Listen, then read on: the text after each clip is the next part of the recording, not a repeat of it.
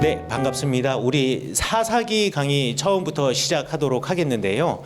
이 사사기 하면 우리가 사사기 1장 1절부터 해서 이제 성경 말씀을 쭉 읽어 나가는 방식이 있겠고, 또 중요한 토픽을 중심으로 이야기를 진행할 수 있는 방법이 있겠는데, 저는 중요한 토픽 중심으로 특별히 사사들의 이야기를 중심으로 이야기하되, 제일 제가 포커스를 두는 것은 매일 첫 시간하고 맨 마지막 시간을 제일 포커스를 두도록 하겠습니다.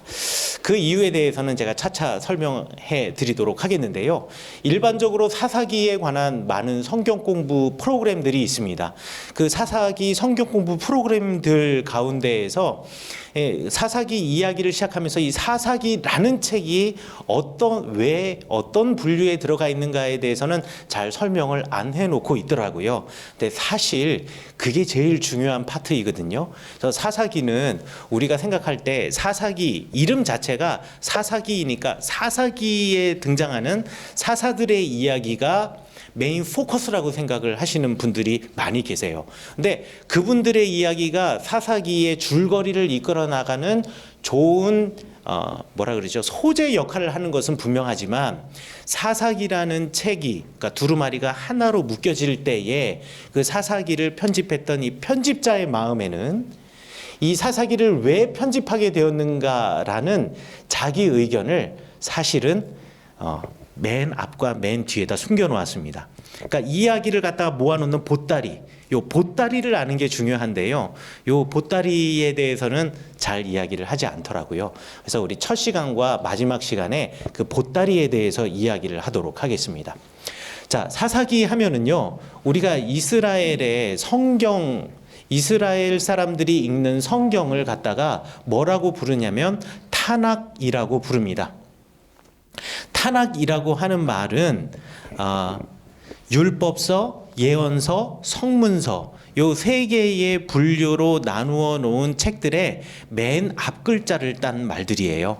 그래서 율법서에는 우리가 히브리어로 토라라고 부르는데 토라의 요 글자, 그 다음에 요 예언서에 처음 시작하는 요 글자, 느비임이라고 시작하는 요 글자, 그다음에 성문서에 시작하는 요 크투빔이라고 하는 이 첫 글자를 따가지고 타낙이라고 유대인들은 자신들의 성서를 부릅니다.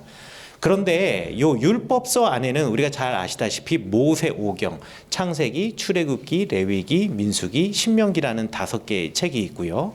그 다음에 예언서에는 전기예언서와 후기예언서, 그리고 성문서에는 이러한 책들의 구조로 되어 있는데요. 우리가 잠깐 곁길로 가자면은, 우리가 율법서라고 이야기할 때 이 율법서라고 부르는 이 토라라는 말이 가르침이라는 뜻입니다. 그런데 이 토라라는 말은 우리 구약 성경에 나오는 창출, 레민신 이 5개의 책을 가리키는 말이기도 하면서, 동시에 하나님의 가르침 내지는 하나님의 말씀에 대한 가르침을 말하는 통칭으로 이 토라라는 표현을 사용해요. 그래서 신약 성경에 보면 율법이라는 단어가 많이 나오잖아요. 그 율법이라는 단어가 많이 나올 때 이 율법이라는 단어가 도대체 율법서를 가리키는 것이냐, 아니면 하나님의 율법이 써 있는 성경 전체를 가르치는 것이냐. 그러니까 구약 성경이 되겠죠. 신약 성경에서 말하는 율법이라고 한다면 구약 성경 전체를 가르치는 것이냐, 아니면 이 하나님의 말씀을 가르치는 랍비들의 가르침을 말하는 것이냐, 요거를 구분할 줄 알아야 됩니다. 왜냐하면 이 랍비들의 가르침도 토라라고 이야기를 하거든요. 그래서 일반적으로 우리가 성경, 또 성경의 해석을 이야기할 때 유대인들은 구전 토라와 기록된 토라가 있다라고 이야기를 합니다. 그래서 기록된 토라라고 이야기한다면 이 창출, 레민신 5개의 책에 기록되어 있는 하나님의 말씀, 하나님의 명령을 갖다가 기록된 토라라고 이야기를 하고요. 성경에 보면 하나님께서 성막에서 모세를 만나기도 하고, 또 시내산에서 하나님께서 모세에게 말씀을 하시잖아요. 그런데 이렇게 모세에게 말할 때 모세가 그 자리에 앉아서 곧바로 받아 적진 않았단 말이죠. 그러니까 모세가 그것을 물론 시내산 위에서 돌판에 중요한 계명을 적어 내려온 것, 우리가 흔히들 말하는 십계명이라는 것이 있는 것은 분명하지만 그 외에 더 많은 율법들은요, 모세가 내려와서 백성들에게 전해준 이야기, 그 하나님의 말씀을 듣고 전한 이야기를 나중에 기록한 겁니다. 그러니까 이 기록의 전통에서 누락되어 있는 모세가 말한 많은 이야기들, 구전의 이야기가 있다라는 거예요. 그리고 그 구전의 이야기가 모세와 아론과 여호수아와 및 대제사장들과 제사장들을 통하여서 이스라엘 백성들에게 전해졌다. 이것을 갖다가 구전율법이라고 이야기를 합니다. 더 구체적으로 이 구전율법을 또 글로 쓰기도 했는데요. 구약 성경에 나와 있는 이 5개의 율법이 이스라엘 사람들의 삶의 모든 것을 다 커버해 줄 수는 없습니다. 예를 들어서 뭐 광야에 살고 있었던 사람들이나 이런 사람들에게는 이 율법이 다 커버가 가능해요. 자, 그런데 여기 율법서 안에는 성전이라는 단어가 등장하지 않죠? 당연히 그렇습니다. 이거는 우리가 신앙적으로 또 전통적으로 뭐라고 이야기하냐면 광야에서 받은 율법이에요. 그러니까 그때 당시에는 이미 성전이라는 게 있지 않던 때입니다. 그럼 성전에서는 어떻게 해야 되는가? 이건 우리가 알 수가 없잖아요. 그러니까 이 율법, 토라라고 하는 것은 계속 시대에 거쳐가면서 확장되고 발전되었어요. 이 확장되고 발전된 것을 갖다가 우리는 구전토라라는 카테고리 안에 다 집어넣는다라는 겁니다. 그래서 이스라엘 사람들의 삶이 점점 변해가면서 또 뭐라 그러죠? 이걸 진일보라고 해야 될지 아니면 퇴보라고 해야 될지는 모르겠지만 계속 확장되어 가면서 새로운 문화와 새로운 환경을 맞이하면서 우리가 어떻게 해야 할까라는 것을 갖다가 자꾸 별책부록처럼 만들어내기 시작하는데, 요 율법서에 대한 별책부록으로 그래서 유대인들이 미시나라는 책을 만들었고, 그 미시나라는 책으로도 다 커버가 안 되니까 거기에 그야말로 정말 별책부록이라는 뜻입니다. 토세프타라는 책을 만들어냈고, 미시나와 토세프타마저도 이게 다 안 되겠다 싶어서 나중에 최종적으로 묶은 것이 우리가 알고 있는 탈무드입니다. 그래서 미시나, 토세프타, 탈무드 이 모든 것들이 전부 다 구전율법 안에 들어가는 거예요. 그래서 목사님들께서 또 내지는 성도들이 성경 말씀을 읽을 때에 신약 성경에서 예수님께서 내지는 바울 선생님이 또 서신서들 이런 가운데에서 율법에 대해서 책망하는 글이 나온다고 한다면, 여기서 말하는 율법이 과연 무슨 율법이냐? 요 토라, 율법서라고 불려지는 요 토라를 말하는 것이냐, 아니면 유대인들이 말하는 구전 토라를 이야기하는 것이냐, 요거를 잘 구분하시는 것이 중요하다. 그래서 흔히들 신약의 시대가 시작되면서 구약 성경의 무용론이라고 해야 되나요? 이제 더 이상 구약 성경 읽을 필요 없다라고 극단적으로 말씀하시는 분들이 있잖아요. 그래서 율법은 폐하여야 하겠고 라는 말씀에 대해서 그 율법을 구약 성경 전체로 생각하시는 분들은 토라, 율법이라는 말이 요 5개의 책을 가리키는 말도 될 수 있고, 성경 전체를 가리키는 말씀이 될 수도 있고, 랍비들이 기록해 놓은 구전 율법을 가리키는 것일 수도 있고, 그리고 실제 그 당시에 회당에서 가르치는 가르침도 토라라고 이야기를 했습니다. 그거일 수도 있고, 그러니까 어느 것을 가르치는가에 대해서 신중하게 접근하고 생각하셔야겠다라는 것을 제가 잠깐 이 토라에 대해서 설명하면서 말씀드렸고요. 사사기를 공부하면서 충격적인 것은 뭐냐면, 사사기가 유대인들의 분류, 성경 분류에 의하면 예언서에 들어간다라는 겁니다. 예언서에 들어가는데요, 예언서가 전기 예언서와 후기 예언서로 나뉘어지는데, 이 예언서 중에서 특별히 전기 예언서에 사사기가 들어갑니다. 자, 그런데 이 전기 예언서에 들어가는 책들이 다 이상해요. 여호수아, 사사기, 사무엘, 열왕기. 우리가 듣기에는, 그리고 우리가 보기에는 이 책들은 역사서 안에 들어가야 될 것 같아요. 역사서라는 카테고리를 따로 만들어 놓고 역사서 안에 들어가야 될 것 같아요. 뭐 이사야, 예레미야, 에스겔, 그리고 12 작은 예언자들, 작은 예언자들, 대예언자, 소예언자, 이런 분류도 사실 아주 어색한 표현입니다. 대예언자, 소예언자 해가지고 옛날 책들 보면 이렇게 많이 그 분류를 해 놓았는데요. 대예언자, 소예언자의 구분이 대예언자는 더 뛰어난 예언자고 소예언자는 뭐 조그만 예언자다 뭐 이렇게 생각하시면 안 되고요. 두루마리 길이가 긴 거는 대예언자고요. 두루마리 길이가 짧은 거, 내용이 짧은 건 그냥 소예언자로 분류해 놓은 거예요. 그러니까 대소라는 구분 자체가 우리가 이제 선입견을 갖게 하는데 뭐 이거는 잠깐 논외로 둔다 손치더라도 아니 왜 역사 이야기가 나와 있는 여호수아나 사사기, 사무엘, 열왕기 이 네 개의 책이 예언서 안에 들어가 있냐고요. 이게 사실 우리가 역사를 바라보는 이스라엘 사람들, 유대인들의 시각입니다. 우리는 역사하면은 그냥 과거에 일어났던 이야기라고 생각을 하잖아요.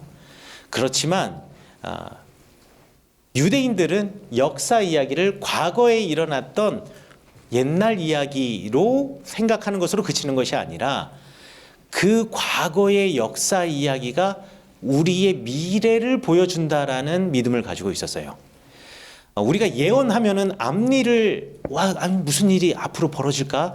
이런 거에 대해서 알려주고 이거에 대해서 아는 것을 갖다가 예언이라고 생각을 하잖아요. 그런데 성경에서는요. 그렇게 미래에 무슨 일이 있을 거야. 이래야 돼. 그러니까 너는 이거 뭐 액땜을 하려면 뭐 이래야 돼. 이런 사람들을 갖다 뭐라고 불렀냐면 무당과 박수라고 불렀고요. 이런 사람들은 다 사형에 처해야 되는 사람들로 불렀습니다. 그러면 예언자들이 하는 일들은 구약시대 때 예언자들이 하는 일들은 과연 무엇이었느냐? 이 율법의 교사이자 과거를 다시 불러일으켜서 현재를 평가하는 사람들이 예언자들이었습니다. 그러니까 예언자들은요, 물론 하나님의 영이 임하여야겠죠. 그런데 예언자들은 일종의 역사가라고 생각하시면 됩니다. 사람들이 지금 살아가는 모습이 이런 모양이거든요. 그런데 예언자들은 그런 사람들에게 가서 무슨 이야기를 하냐면 너희들 과거에 이것을 기억해 보아라. 너 과거에 우리 바알부올에서 있었던 일을 생각해 봐라. 과거에 우리 광야에 있었던 일을 생각해 봐라. 그때 우리 선조들이 이렇게 하지 않았느냐. 우리가 가나안 땅에 들어와서 이렇게 하지 않았느냐. 그래서 선조들이 그렇게 되지 않았느냐. 너희들의 현재 모습은 어떠니? 그 사람들과 똑같이. 그러면 그 사람들이 과거에 우리 선조들이 어떻게 됐지? 아, 그래서 멸망했구나. 그럼 넌 어떻게 되겠지? 너도 멸망하겠구나. 그래, 너희들 멸망할 거야. 라고 말하는 사람들이 예언자인 거예요. 그래서 구약시대 때 예언자의 특징은 뭐냐면요. 구약시대 때 예언자 중에 왜 누가 참 예언자인가, 누가 거짓 예언자인가, 이거는 오래된 해묵은 논쟁이잖아요.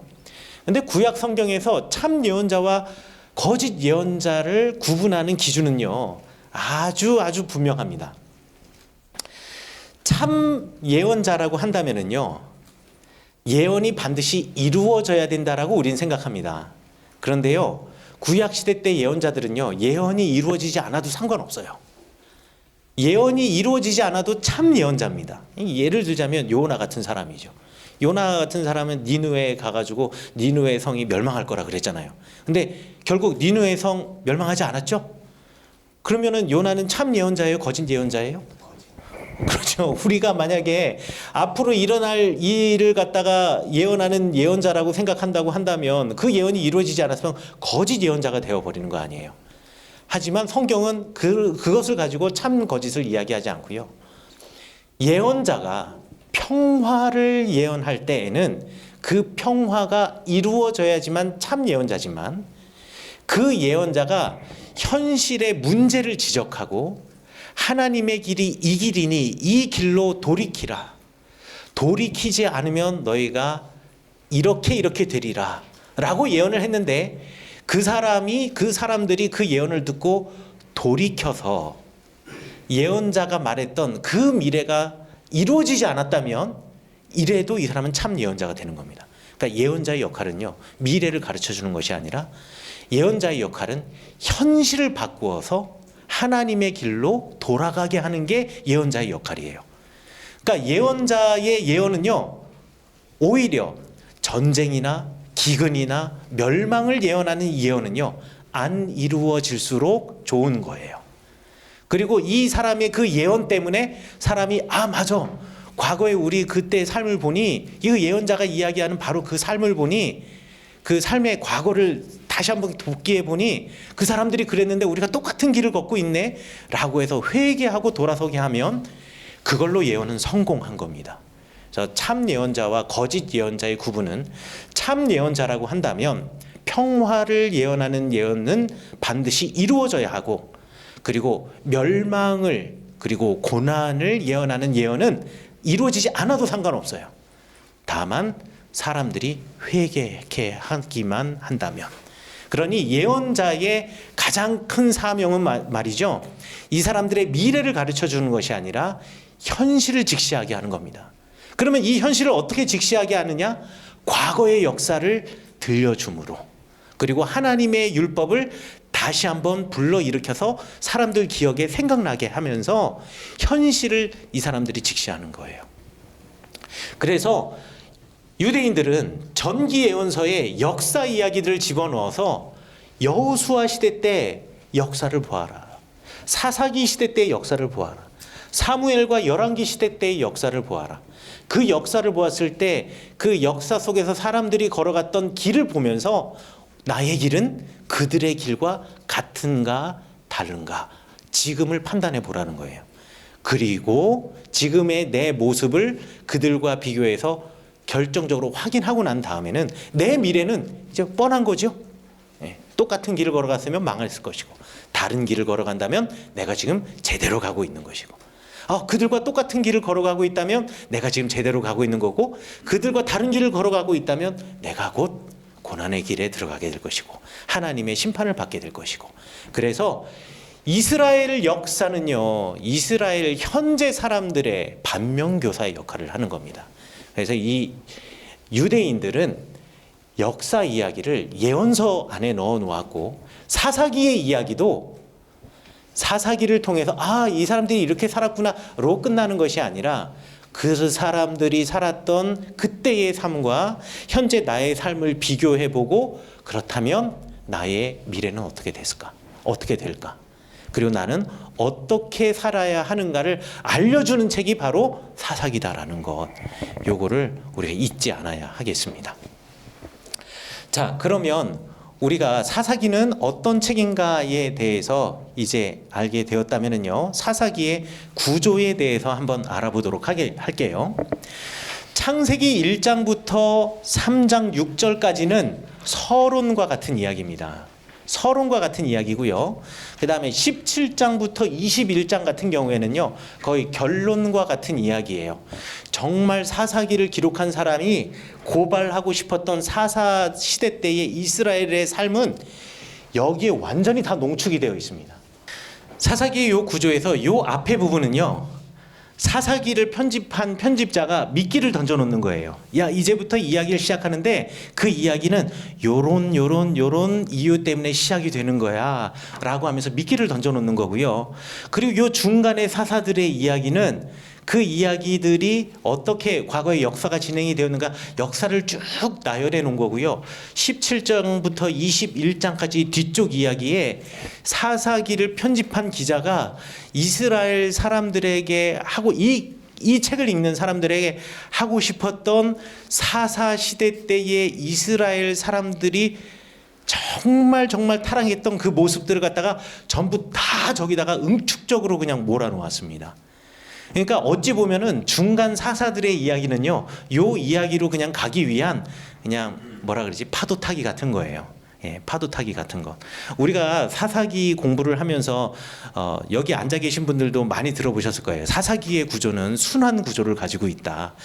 맨 처음에 하나님께서 평화를 주실 때는 사람들이 잘 살고 있다가 조금 살다 보니 삶이 좀 좋아졌거든요. 그리고 난 다음에 이제 슬슬 타락의 길로 걸어간다. 타락의 길로 걸어가다가 드디어 이제 고난을 당한다. 그리고 하나님께 울부짖는다. 하나님께서 그 기도의 소리, 울부짖음을 들으시고 사사를 보내주신다. 사사가 구원한다. 그리고 평화의 시대가 된다. 그리고 나서 이 사람들이 또 타락하기 시작한다. 요게 순환되는 이야기다라고 여러분들 많이 들으셨을 거예요. 그런데 여러분, 성경에서 사사가 몇 명 나오는지 아십니까? 사사가 성경에서 12명 나와요. 12명 나오는데요, 12명 나오는 데서 그 순환 구조를 갖고 있는 사사는요 5명밖에 없어요. 지금 12명 중에 5명 갖다 놓고서는 순환 구조라고 이야기하고 있는 거예요. 아니 성경 이야기의 큰 맥은 또 사사기의 큰 맥은 그 순환 구조일 수도 있어요. 그런데 실제로 12명의 사사 중에서 그 순환 구조를 갖고 있는 스토리를 갖고 있는 이야기는 5명밖에 없고요. 그 중에서도 가장 전형적인 이 순환 구조를 갖고 있는 사람은 오늘 잠시 이야기하게 될 온니엘밖에 없습니다. 나머지는 이야기가 지리하게 길어요. 막 스토리들이 많이 들어가서 결국 그 구조 안에 다 억지로 끼워 맞출 수는 있겠지만 그 순환 구조가 다 맞는 것도 아니에요. 그러니까 그 순환 구조라는 사사기의 순환 구조는 사사기의 사사들의 삶 그리고 그 이야기들을 이해하는 데는 도움이 되고 또 그 사사시대 때 살았던 사람들의 군상을 이해하는 데는 도움이 될 수 있으나 그 순환 구조가 사사기 전체를 다 커버할 수는 없다라는 겁니다. 사사들 절반도 커버하지 못하는 구조예요. 그래서 제가 말씀드린 것이 사사들의 이야기는 중간에서 스토리를 쭉 전개하는 이야기이되 거기가 중요한 것이 아니라 맨 앞과 맨 마지막이 중요하다라고 여러분에게 말씀드리는 겁니다. 자, 그 중에서도 사사기 1장과 2장은요 사실 여호수아 23, 24장과 서로 이렇게 오버랩 됩니다. 사실 사사기 1장 2절은요 여호수아서 쪽에 들어가도 큰 문제가 없어요. 왜냐하면 여호수아가 23장부터 해서 마지막 고별 연설을 하시고 돌아가시거든요. 그런데 사사기 보면은요 아직 사사기 시작하는데 여호수아가 안 돌아가셨어요. 아직 안 돌아가시고 뭐 그렇다고 빨리 돌아가시게 할 수는 없고요. 사사기 2장에 가야지 여호수아가 돌아가셔요. 그러니까 여호수아 23장, 24장하고 사사기 1, 2장이 서로 이렇게 오버랩 되어 있다라고 생각하시면 되겠고요. 사사기를 기록한 사람은 요 여호수아와 사사기를 갖다가 서로 오버랩 시켜서 이 두 개의 책이 결국 나뉘어진 책이 아니라 결국 하나의 책으로 연결되어서 우리가 함께 보아야 할 역사 이야기다라는 것을 알려주기 위해서 사사기 1장과 2장을 여호수아 23장, 24장과 서로 함께 오버랩 시켜 놓았다는 겁니다. 그리고 이렇게 오버랩 시켜 놓으면서 이 사사기를 기록한 사람이 하고 싶었던 이야기가 있었어요.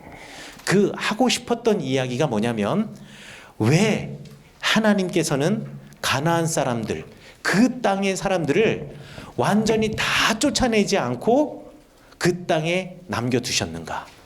이거를 말하고 싶었던 겁니다. 이거를 이해시키고 싶었던 거예요. 자, 그러면 하나님께서 왜 그 땅에 그 사람들을, 그 가나안 사람들을 그대로 남겨놓았는가라는 이야기가 우리 성경에 근거가 있는가? 아니면 뭔가 이렇게 실마리가 있는가? 있습니다. 어디에 나와 있냐면 우리 사사기 2장 2절부터 3절에 보면 뭐라고 되어 있냐면요. 너희는 이 땅의 주민과 언약을 맺지 말며 그들의 제단들을 헐라하였거늘 너희가 내 목소리를 듣지 아니하였으니 어찌 그리하였느냐. 그러므로 내가 또 말하기를 내가 그들을 너희 앞에서 쫓아내지 아니하리라 라고 이야기하는데 여기서 그러므로라고 우리말 성경에는 번역이 되어 있는데 사실 더 부드러운 성경 읽기를 하려면은요 그래서라고 번역하는 것이 더 히브리어 원문에 가까운 번역이다라고 생각하시면 되겠습니다. 내 목소리를 듣지 않았다. 그리하여서 너 그 땅의 주민들과 언약 맺고 서로 약속 맺고 그냥 살게 되었다. 내가 다 진멸하라 그랬는데 그래서 내가 그들을 너희 앞에서 쫓아내지 않을 거야.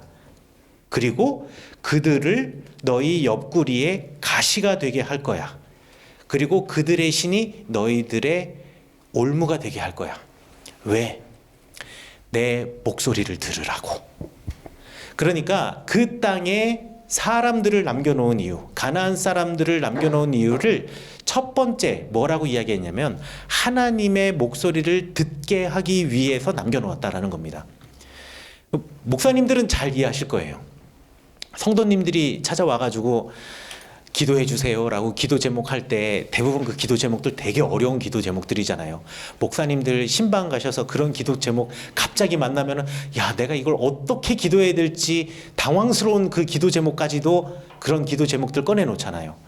그런데 그 문제 해결되고 나면 특별히 평상시에 좋은 일 있을 때 기도 제목 갖고 와가지고 기도해 달라고 하는 성도들은 없잖아요.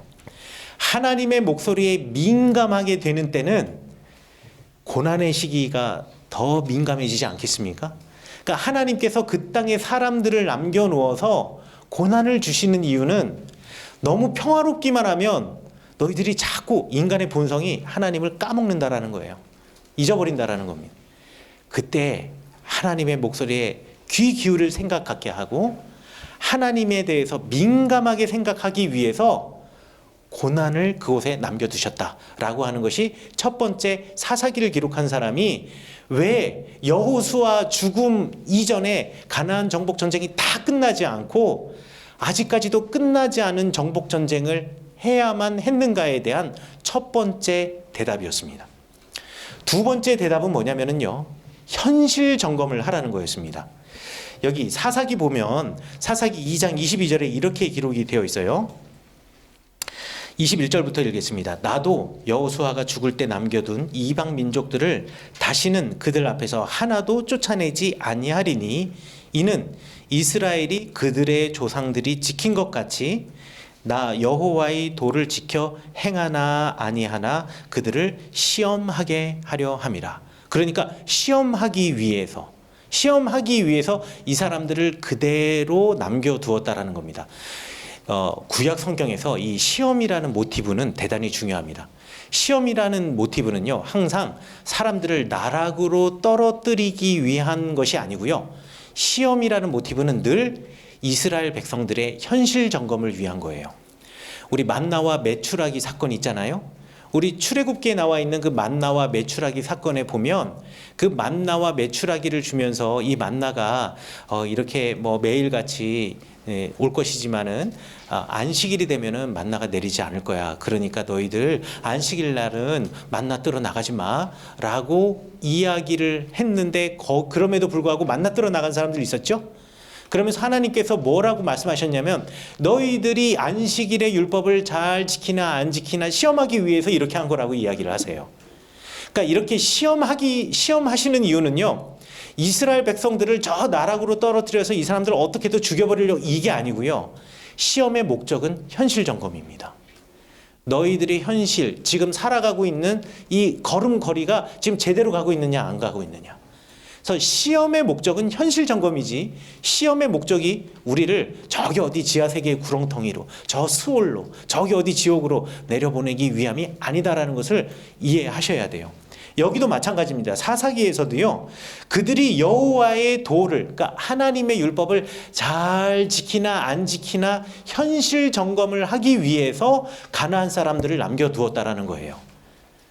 그게 사사기를 기록한 사람이 말하는 두 번째 이유가 되겠습니다. 그리고 이 세 번째 이유가 제가 처음 말했던 바로 그겁니다. 세 번째 이유는 뭐냐면 사사기 3장 2절에 이렇게 나와 있습니다.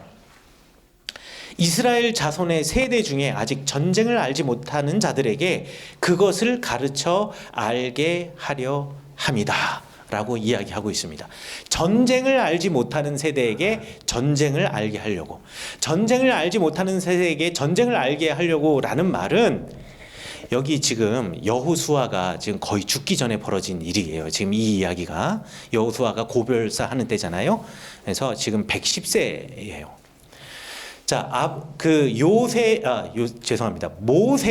모세가 출애굽했습니다. 출애굽하고 광야에 40년 생활을 했죠. 40년 생활을 하고서는 모세가 느보산에서 죽어요. 그리고 여호수아가 들어와서 전쟁을 합니다. 그리고 여호수아가 전쟁을 하면서 이게 1, 2년 안에 끝난 전쟁이 아니에요. 엄청나게 오래된 전쟁이에요. 그 전쟁을 다 끝내고 난 다음에 지금 죽기 전에 벌어진 일이거든요. 그러니까 지금 이 이야기를 듣는 사람들, 그리고 지금 이 이야기에 해당되는 사람은요, 모세를 한 번도 본 적이 없는 사람이에요. 그리고 선조들 광야에서 아말렉 사람들과 싸우고 모압 사람들과 싸우고 이런 이야기들을 갖다가 말로만 들었던 사람, 할아버지 때 가서야 할아버지들이 정말 옛날 이야기하듯이 광야에서 우리가 이랬지, 이런 이야기를 듣고 자랐던 사람들, 아니면 지금 태어난 젊은 아이들은 아예 그 이야기를 모르는 사람들, 이 모르는 사람들, 전쟁의 역사를 모르는 사람들에게 이 전쟁의 역사를 알려주기 위해서, 그러니까 역사 회상을 위해서. 왜? 역사를 알아야지, 우리 과거에 우리 선조가 어떻게 살았는지를 알아야지 지금을 어떻게 살아가야 하는가를 알기 때문에. 그래서 역사를 알게 하려고, 전쟁을 알게 하려고 이 가나안 사람들을 다 쫓아내지 않으시고 여호수아가 죽는 그 순간까지도 가나안 사람들이 남아 있었다. 그리고 심지어는 이 사사기의 글을 읽는 지금 이 순간에도 우리 가운데에 이방인들이 있는 것이다 라고 말하는 것이, 이 사사기를 기록한 사람이 왜 아직 이 땅에, 그리고 그때 그 당시에 하나님께서 가나안 백성들을 다 쫓아내지 않으셨느냐, 여호수아가 죽는 그 순간까지, 이 질문에 대한 대답이다 라고 생각하시면 되겠습니다. 자, 그래서 그들의 딸을 맞아 아내로 삼았던 이 이야기로 우리가 넘어가려고 합니다. 자, 우리가 알고 극복해야 할 역사가 바로 이방인들과의 결혼, 알고 싸워야 할 역사가 바로 이방인들과의 결혼의 문제이고, 이방인들과 결혼의 문제는 곧 우상 숭배의 문제이다라고 생각하시면 되겠습니다. 자, 그러면 이방인들과의 결혼이 어떻게 우상 숭배로 가느냐라고 우리가 생각하는데요. 먼저 첫 번째, 이방인들과의 결혼에 관한 이야기를 해드릴게요. 이방인들 간의 그 결혼에 관한 문제는요, 성경 전체를 통해서 제일 민감한 문제입니다.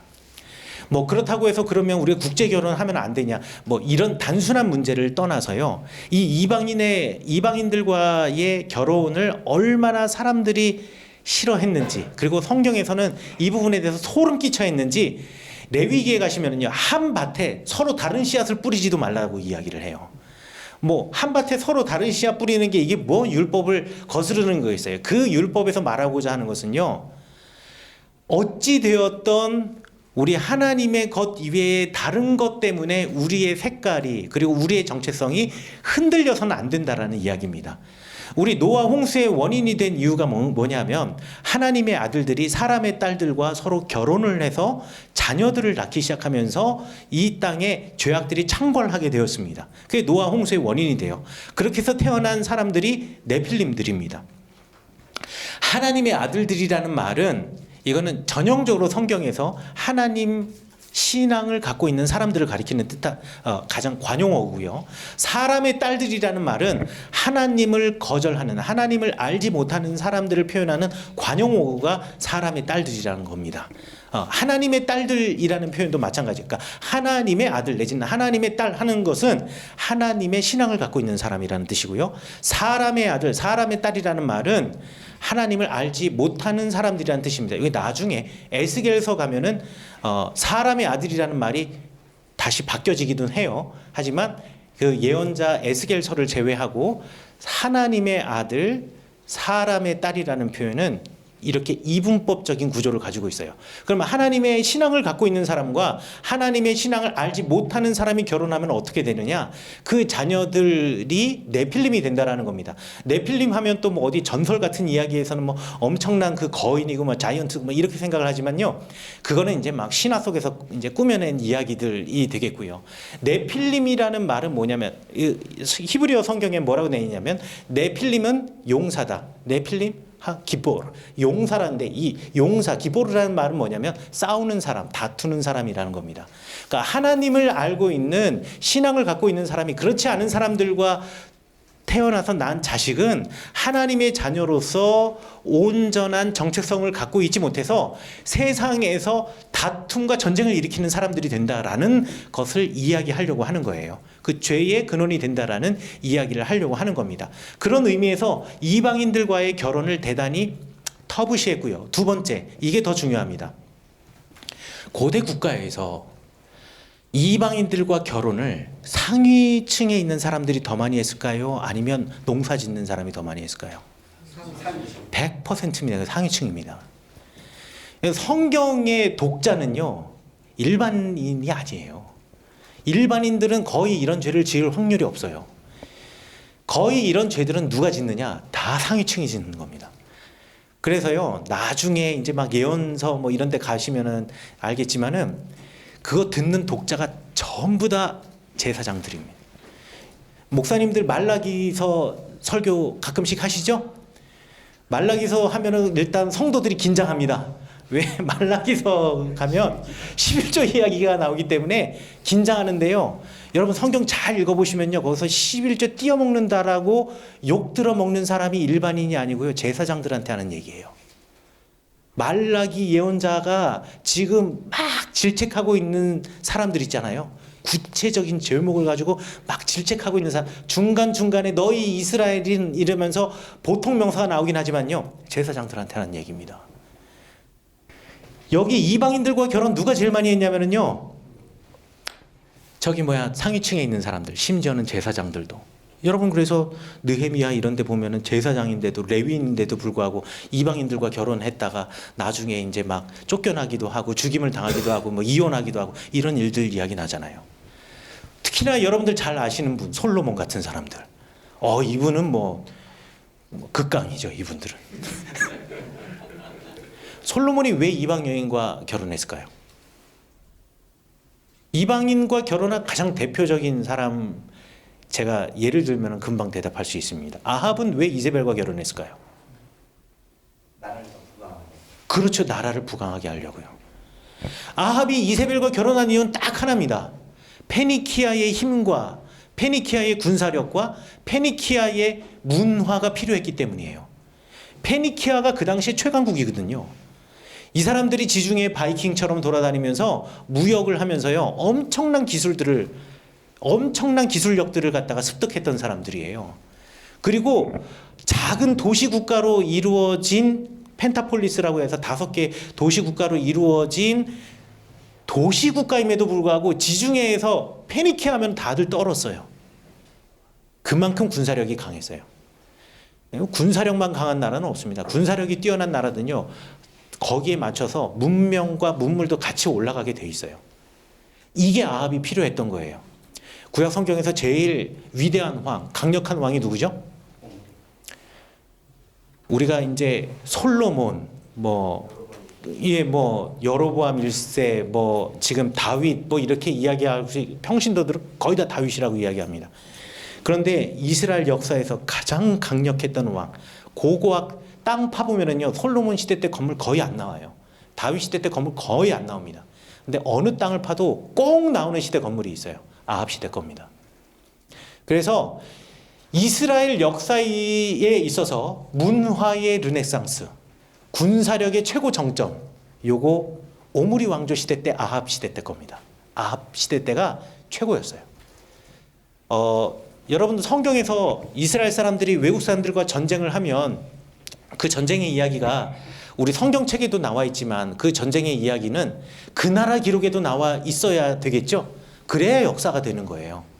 그러면 주변에 있는 모압이나 아니면 저쪽 어디 암몬이나 어딘가에 전쟁의 역사에서 나 누구랑 싸웠다라는 기록 나올 거 아니에요.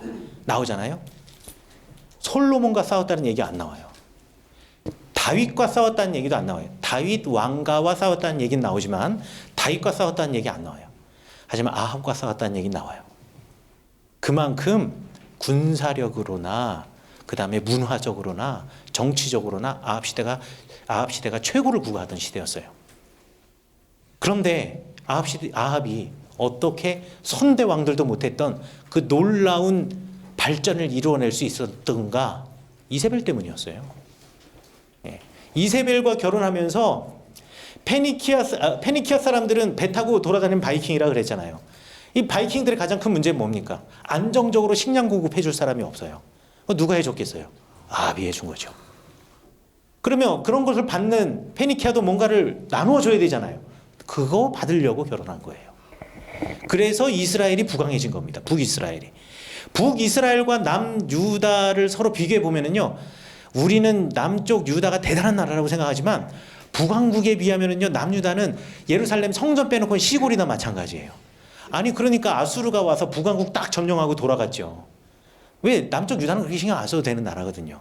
이건 굳이 손봐주지 않아도 북왕국이면 끝이에요. 왜? 북왕국이 최고거든요.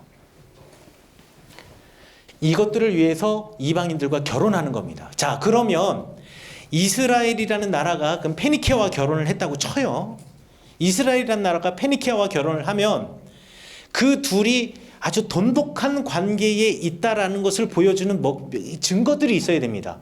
아니, 저 아합의 마음을 페니케아의 왕이 어떻게 알아요? 알 수가 없잖아요. 그리고 여러분, 이스라엘 사람들과 페니케아 사람들이 서로 계약을 맺으면 이게 동등한 계약이겠어요? 주종 계약이에요, 이거는. 쉽게 말해서 페니키아가 주인이고요, 이스라엘 사람들은 종이 되어서 우리가 그 사람들에게 저 조공 바치겠다라는 계약이에요. 이스라엘이 주인이 되어서 다른 사람들에게 조공을 받는 계약은 없다라고 말할 수는 없습니다. 왜? 이 아합 왕조 때 워낙에 강하기 때문에 주변에 있는 모압이나 암몬이나 이런 사람들이 이 이스라엘 왕국에다 조공을 보냈다는 기록이 있기 때문에 없다라고 말할 수는 없지만, 강대국, 이스라엘과 더 강대국과 계약을 맺을 때는 우리가 종 되겠습니다라는 계약입니다. 여러분, 그래서 학교 다니실 때 봉신조약이라는 표현 많이 썼잖아요. 성경에 나와 있는 이 언약의 어떤 특징이 아시리아 시대 때의 뭐 봉신조약과 그 구성이 비슷하다, 뭐 이런 이야기들 이스라엘 역사 시간 배우면서 배우셨을 텐데요. 왜 그 얘기만 하고 이런 얘기는 안 하는지 모르겠어요. 아합이 이세벨과 결혼해가지고, 여러분, 아합이 이세벨과 결혼해서 아합이 더 셌습니까? 이세벨이 더 셌습니까? 이세벨. 이건 말하나 마나. 이세벨이 훨씬 더 셌어요. 왕이 아니라 왕비인데도 불구하고. 왜? 주인 국가의 딸이니까. 그러면 내가 그 사람을 주인으로 섬깁니다라는 것을 갖다가 보여주는 증거가 필요했거든요. 고대 국가에서는 이 증거, 그러니까 내가 당신을 주인으로 섬기겠습니다라고 하는 표식이, 전형적인 표식이 있었습니다. 그게 뭐냐면 우리 성전에 그들의 신을 갖다 놓는 거예요. 우리 성전에 그들의 신을 갖다 놓는 게 전형적인 내가 당신 나라의 종입니다. 그러니까 아침 저녁으로 때 되면은요, 그 주인 나라의 신들에게 제사를 드려야 돼요. 왜? 주인이니까. 주인이니까요. 그러니까요, 이방인들과의 결혼, 이건 곧 우상숭배예요. 이거는 그냥 이퀄입니다. 그래서 이방인들과 결혼하지 말라고 이야기하는 거예요. 그 가나안 사람들과 결혼하지 말라고 얘기하는 거예요. 물론 성경에 보면 가나안과 전쟁을 해서 여호수아가 많이 이기긴 했습니다만, 가나안 사람들이 더 문화나 경제적으로 우수했을까요? 아니면 출애굽한 이스라엘 백성들이 더 우수했을까요? 예? 가나안 사람이요. 그게 무르나 만합니다. 왜 무르나 만하냐? 이스라엘 백성들은 전쟁을 할 때요, 뭐 들고 싸웠냐면, 뭔 삽을 들고 싸워요? 돌삽. 돌 들고 싸웠습니다. 여호수아가 출애굽해가지고 길갈에 진을 치고, 이제 여호수아가 정복전쟁하기 전에 광야에서 태어난 2세대는 할례를 받지 않았잖냐, 우리 할례 행하자라고 할 때 뭘로 행했어요? 돌칼이요. 청동칼도 있을 수 있고 다른 칼도 있을 수 있는데, 아직까지 그때는 철 쓰던 이스라엘 백성들이 철을 알던 시대는 아니니까 그때 당시 주변에 있는 가나안 사람들이라는 사람 다 청동 쓰고 있었거든요. 그런데 이스라엘 사람들은 돌칼로 할례하고 있는 거예요. 왜요? 없으니까. 이스라엘 백성들 가운데서 이스라엘 사람들이 청동 쓰기 시작하는 게 언제냐면요, 적어도 성경에는 사무엘상 끝에 가야지 씁니다. 사무엘상 맨 끝장 가면은 사울이 길보아 산에서 죽을 때 거기 기록에 뭐라고 되어 있냐면, 그 당시에 청동 갑옷과 칼을 들고 툭을 쓰고 있는 사람은 사울과 그 아들들밖에 없었더라 라고 써 있어요. 그러니까 이스라엘 사람들은 아직까지도 청동 안 쓰고 있었어요. 그러니까 가나안 사람들은 그때, 하지만 그 당시에 청동을 쓰고 있었어요. 이건 뭐 땅 파보면 다 나와요. 그러니 이스라엘 사람들이 가나안 사람들과 결혼한 이유는요, 가나안 사람들이 이뻐서가 아니에요. 가나안 사람들이 특별히 뭐 더 아름답거나 이게 아닙니다. 더 멋지거나 이게 아니고요. 그 사람들과 그렇게 해서, 저거와 똑같은 겁니다. 그 아간의 죄. 이게 좋은 걸 왜 버려? 우리가 잘 취했다가 하나님께 드리면 되지. 요 생각이랑 똑같은 거예요. 아니, 그 사람들의 좋은 문화를 왜 저 사람들을 죽이면서 없애? 저 사람들의 대장장이도 우리가 흡수하고, 저 사람들의 문화와 기록을 기록하는 기록자들도 우리가 기록의 문화도 흡수하고, 이런 거 다 해서 우리 문화를 성장시키면 되지 라고 타협했던 사람들. 요 타협했던 사람들과 아니다, 우리가 좀 늦게 가더라도 하나님의 정체성을 지켜야겠다는 사람들이 서로 성경에서 늘 싸우고 있는 겁니다. 지금도 싸우고 있는 거죠. 타협했던 사람들은 결혼을 통해서 우상숭배로 갔고, 타협하지 않았던 사람들은 계속 고난의 길을 걸어가는 거죠. 하나님을 인식하면서. 그래서 이 이스라엘 백성들이 알고 극복해야 할 역사 중에 제일 사사기에서 중요하게 생각하는 것이 이스라엘 이방인들과의 결혼과 우상 숭배였다. 그럼 이제부터 사사기에서 사사들의 이야기는 이방인들의 결혼, 우상 숭배, 그리고 역사 이야기로 반복될 것이다 라고 이제부터 우리가 추측해 볼 수가 있습니다. 정말 그럴까요? 한번 보겠습니다. 첫 번째 사사가 누구냐면 온니엘이라는 뜻입니다. 하나님이 나의 힘이시다. 사실 온니엘이라는 이름의 정확한 어근을 알 수가 없습니다. 왜냐하면 히브리어로는 오트니엘에서 아인이라고 쓰여져 있는데요. 요런 어근이 없어요. 요런 어근이 없어요. 그런데 고대 사회에서는요, 아인하고 알렙하고 많이 혼동을 했습니다. 근데 알렙이 들어오게 되면은요, 이게 뭐냐면 힘이라는 뜻이에요. 그래서 아마 오트니엘이 하나님이 나의 힘이시다라는 의미가 아니겠는가 학자들이 추측하는 겁니다. 이름이 가지고 있는 대단한 아이러니가 있죠. 사사의 시대에는 우상 숭배하던 시대인데 온니엘은 하나님이 나의 힘이다. 사사의 시대는요, 이방의 그리고 가나안의 그 문화, 그 사람들의 신을 참 신이라고 생각하고 그 신이 우리 신보다 더 위대라고 생각하던 시대였는데 하나님이 나의 힘이다라는 이름을 가진 사사가 이스라엘의 첫 사사가 됐다는 것이 이미 사사기에 온니엘을 처음 소개하는 저자의 마음이, 편집자의 마음이 싹 들어가 있는 겁니다. 자, 그럼 이 온니엘은 어떤 사람이었는가라는 것을 위해서 한번 그 당시 사람들의 삶을 한번 되돌아보겠습니다. 3장 7절에 보면 이렇게 되어 있어요. 이스라엘 자손이 여호와의 목전에 악을 행하여 자기들의 하나님 여호와를 잊어버리고 바알들과 아세라들을 섬긴지라. 자, 여기서 중요한 단어가 하나 있습니다. 무슨 중요한 단어냐면 하나님의 목전에라는 뜻입니다. 하나님의 목전에라는 말이 이게 대단히 어려운 말이, 이게 좀 오래된 고어체에 의해서 정확한 표현에 하나님의 눈에라는 뜻입니다. 하나님의 눈에 옳지 않다라는 거예요. 하나님의 눈에 그것이 악해 보인다라는 겁니다. 자, 우상 숭배한 사람들이나 이방인들과 결혼한 사람은요, 자기 눈에 좋아서 그걸 따라가는 사람이고요. 사사기는요, 앞으로 계속 하나님의 눈에라는 말을 반복할 겁니다.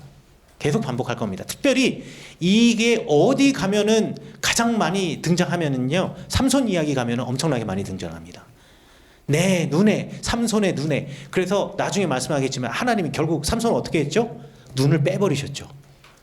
그러니까 하나님의 눈에라는 뜻이 사사기의 편집자가 반복한다라는 것이 이미 강조하고 있다는 뜻이에요. 사람들이 악한 길로 가는 이유가 뭐냐? 사람들이 이방인들과 결혼하는 이유가 뭐냐? 사람들이 우상 숭배를 하는 이유가 뭐냐? 자기들의 눈에 그게 좋아 보였기 때문에. 그러나 하나님은 하나님의 눈에 좋아 보이는 그것을 찾으시는 분이라는 거예요. 그러니까 우리의 기준이 하나님의 눈의 기준에 맞춰야 된다는 것을 사사기의 편집자가 계속 이야기하고 있는 거예요.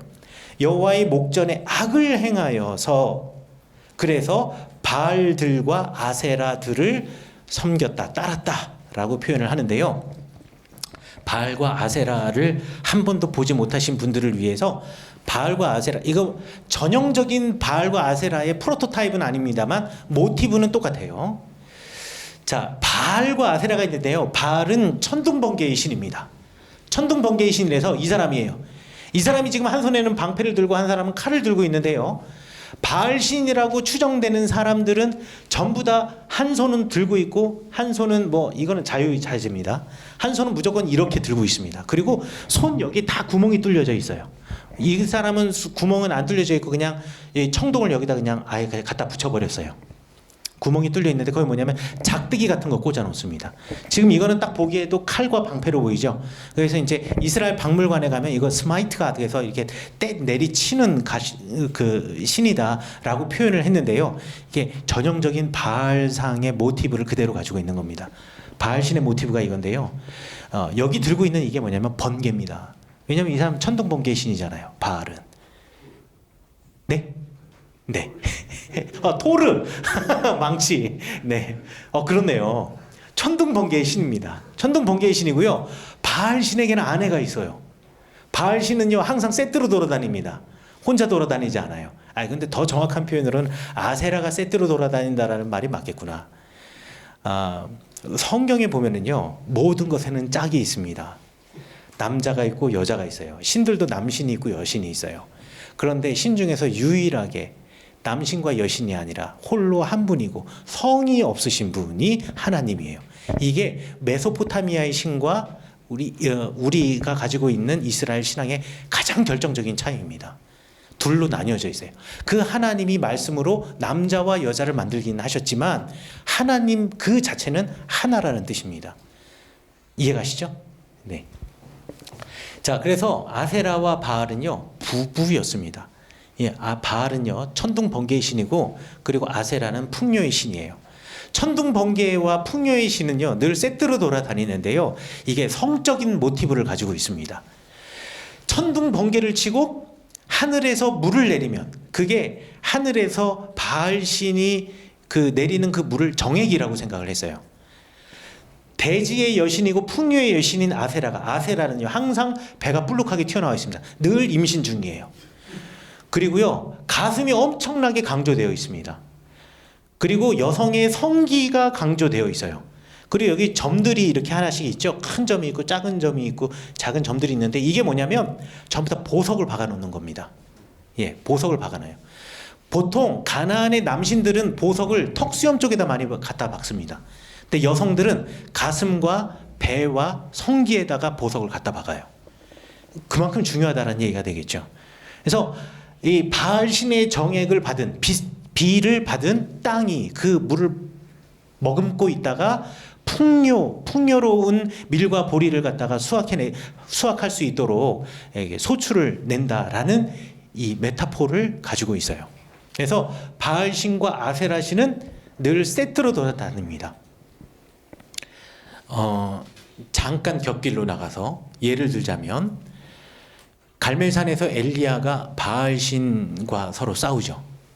3년 동안 가뭄이었거든요. 비가 내리지 않았어요. 그런데 제단 2개 쌓아놓고 바알 선지자에게 뭐라고 엘리야가 말했냐면 3년 동안 비가 안 왔잖아요. 그러면 뭐라고 얘기해야 되겠어요? 하늘에서 비를 내리게 하는 신이 참신이다 라고 얘기해야 되잖아요. 그런데 뭐라고 얘기하냐면 하늘에서 불을 내리게 하는 신이 참신이다. 여태까지 비가 안 왔는데 뭐 불을 내려야 참신이냐고요. 비를 내려야 참신이지. 그게 뭐냐면은요, 천둥번개 신. 또 바알신, 천둥번개 신, 천둥번개 치고 비 내리게 한 다음에 번개 쳐봐 이겁니다. 불 내려봐. 못 내리잖아요. 예, 그 이야기가 바로 이 이야기입니다. 천둥번개 신이 바로 그런 의미를 가지고 있어요. 그래서 이 바알들과 아세라들이라는 표현을 썼는데요, 신상을 엄청나게 많이 만들었다는 거죠. 신상을. 이스라엘 박물관에 가면 신상을 만들던 거푸집들이 그대로 남아 있습니다. 거푸집들이 그대로 남아 있는데요, 특히나 8세기를 전후해가지고 이 거푸집들이 엄청나게 집중적으로 발견이 됩니다. 그러니까 그때 당시가 아주 집중적으로 우상들을 제작하던 시기였다라고 생각하시면 되겠네요. 그러니까 그 수는 뭐 상상할 수가 없을 거예요. 뭐 청동이라든가 좀 단단한 것으로 만들었으면 좀 오래오래 갔겠지만은 가정에서 간단하게 휴대용으로 만든 것들은 그냥 거푸집에다가 흙에다가 물에가지고 진으로만 찍어서 햇빛에 말려 갖고 다녔을 것이기 때문에 아마 남아있지는 않을 겁니다. 하여튼 그 수가 거푸집이 그때 집중적으로 발견되는 걸 보면 엄청나게 많은 수의 우상 숭배가 그 시기에 집중적으로 이루어졌다는 것을 알 수가 있죠. 이 바알과 아세라를 섬겼는데 이 바알 신이 어느 나라 신이냐면은 물론 올라가면 저 메소포타미아까지 올라갈 수 있겠지만 바알이라는 이름은 페니키아에서 온 겁니다. 그래서 바알 하다드라고 하는 신이 페니키아의 주신이거든요. 바알 하다드라고 하는 페니키아의 주신이 그 주변에 영향을 미쳤을 것이다 라고 생각을 하고요. 성경에 나와 있는 이 바알 신도 바로 그 바알 하다드의 또 다른 표현일 것이다 라고 사람들이 생각을 해요. 이러한 바알과 아세라를 섬기기 시작한 거예요. 그러니까 주변 가나안 사람들, 우리가 흔히들 이제 페니키아 쪽, 이 북쪽에서도 우리 이스라엘 영토의 북쪽이 페니키아와 다 붙어 있거든요. 다 붙어 있어요. 그래서 우리가 12지파가 서로 땅을 분배받았는데 적어도 아셀 지파와 납달리 지파와 아직 이사 가기 전이었으니까 단지파는 저 아래에 있다고 치고 므낫세 반지파 저쪽 골란고원 쪽에 땅을 받았던 이 세 개의 지파는요. 거의 뭐 페니키아와 아주 편안하게, 그러니까 여기 골짜기 하나 지나가면 페니키아 땅 이렇게 교류할 수 있는 땅이었어요. 그러니 바알 신앙과 아세라 신앙이 들어오는 건 너무너무 쉬운 일이었습니다. 그래서 엄청나게 많은 우상 숭배를 하게 되니 여호와께서 진노하셔서 그들을 메소포타미아 왕, 우리 성경에 메소포타미아라는 말이 나오는지 아마 처음 아시는 분도 계실지 모르겠습니다. 4대 문명 중에서 이제 가장 오래된, 가장 처음 문명이 메소포타미아인데요. 우리말 성경에도 메소포타미아라는 말이 나와요. 하지만 히브리어에서는 메소포타미아라고 쓰여져 있지 않고 아람 나하라임이라고 써 있습니다. 아람 나하라임. 그러니까 메소포타미아라는 말이 두 강 사이에 낀 땅이다라는 뜻인데요. 나하라임이라는 것이 두 개의 강이라는 뜻이에요. 그러니까 메소포타미아라는 말을 히브리어로는 아람 나하라임이라고 표현을 쓰고요. 이 아람 나하라임이라는 말의 운율을 맞추기 위해서 구산 리사다임, 쿠샨 라샤타임, 쿠샨 리샤타임이라고 하는 게 더 정확한 표현인데요. 구산은 사람의 이름이에요. 사람의 이름이고 아마 왕직을 부르는, 왕을 부르는 하나의 그 명칭이라고 생각을 합니다. 그러니까 개인의 고유 명사가 아니라 왕을 부를 때 쿠샨이라고 부르고, 리샤타임이라는 말은 아카다라는 말의 쌍수형입니다. 두 배로 악한 구산이라는 뜻이 되겠네요. 그 의미를 그대로 이야기하자면, 그러니까 두 개의 강 사이에 끼어 있는 아람 땅에 두 배로 악한 쿠샨이라는 사람이 지금 내려와가지고 압제하기 시작하는 겁니다. 일종의 사사기를 기록한 사람의 워드플레이, 언어 유희라고 생각하시면 되겠습니다. 그때 이스라엘 자손이 드디어 여호와 하나님께 부르짖었다라고 이야기하는데요. 그때 부르짖었을 때 하나님께서 구원자를 세웠습니다. 누구를 세웠냐면 온니엘이라는 사람을 세웠어요. 그런데 왜 온니엘을 세웠을까요? 성경에는 안 나와 있습니다. 왜 하나님께서 온니엘을 선택하셨는지. 그러나 우리가 역사를 안다면은 왜 온니엘을 택했는지를 추측할 수가 있어요. 온니엘은요, 갈렙의 아우인 크나스의 아들이면서 동시에 갈렙의 사위입니다. 느낌이 오시나요? 아직 느낌이 안 오시면, 그러면 갈렙의 장인은 온니엘의 장인은 누구죠? 갈렙이죠. 그러면 갈렙은 이스라엘 사람인가요? 이방 사람인가요? 이방 사람이에요, 갈렙이? 이스라엘 사람, 예, 잠깐 헷갈리셨죠? 여호수아와 갈렙이 출애굽할 때 리더였으니까, 뭐 여호수아 갈렙 하면 또 이야기가 또 한보따리 나오겠지만 다 일단 떼버리고, 자, 갈렙 이스라엘 사람이잖아요. 갈렙 이스라엘 사람이에요. 그러면 갈렙의 딸은 이스라엘 사람일까요? 이방인일까요? 당연히 이스라엘 사람이겠죠. 온 지도자와 이스라엘 백성들은 이방 여인들과 결혼하고 우상 숭배를 하는데, 갈렙은 트렌드를 따르지 않은 사람이었어요. 갈렙은 트렌드를 따르지 않고, 온니엘은 트렌드를 따르지 않는 사람이었어요. 온니엘은 그 당시에 좀 한가닥하고, 내가 좀 영향력이 있어 이러면은 이방 여인과 딱 결혼해서 자기 재산도 늘리고, 예? 이 재산도 증식하고 땅도 늘리고 제가 가지고 있는 뭐 가치도 올리고 하는데, 온니엘은요 이방인들과 결혼하지 않고 하나님의 딸과 결혼한 사람이에요. 하나님의 아들이 사람의 딸과 결혼하던 시대에 하나님의 아들이 하나님의 딸과 결혼한 사람이었기 때문에 온니엘을 선택하신 거란 말이죠. 왜 온니엘인가? 바로 온니엘은 하나님의 사람으로서의 정체성을 지켜나가고 있고, 사람들은 그 바알들이 그 아세라가 나의 힘이다라고 고백하던 시대에 온니엘, 하나님이 나의 힘이시다라고 당당하게 외칠 수 있는 사람이 온니엘이었기 때문에 하나님께서 온니엘을 사사로 부르셨다. 하나님의 영이 온니엘에게 임하는데요, 하나님의 영이 아무 사람한테나 마구 무작위로 임하는 것이 아니라 준비된 사람에게, 고백하는 사람에게 임하시고 있다라는 것을 우리 사사 온니엘의 이야기를 통해서 알 수 있습니다. 오늘은 여기까지 이 서론과 연결해서 온니엘의 이야기 어떻게 이해할지에 대해서 제가 설명드렸고요. 이제 에훗부터 시작해서는 조금 더 성경 본문에 깊숙하게 들어가고 고대 근동의 문화에 깊숙하게 들어가서 좀 더 많은 그림과 히브리어 본문을 가지고 설명을 하도록 하겠습니다.